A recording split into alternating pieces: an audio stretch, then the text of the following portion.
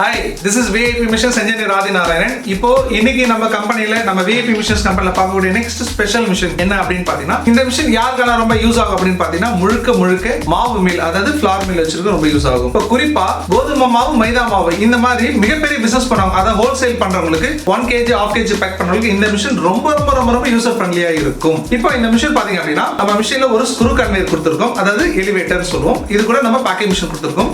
இது ரெண்டுமே ஒண்ணா மெர்ஜ் பண்ணி எந்த அளவுக்கு பெர்ஃபெக்ட்டா வர்க் ஆகுது எவ்வளவு பெர்ஃபெக்ட்டா இதுல நம்ம செட் பண்ணிக்க பிரிண்டர் MRP எக்ஸ்பைரி டேட் இந்த பேட்ச் கோடிங்ல எப்படி பிரிண்ட் ஆகுதுன்னு சொல்லிட்டு டீடைலா இந்த வீடியோல நம்ம பார்க்க போறோம்.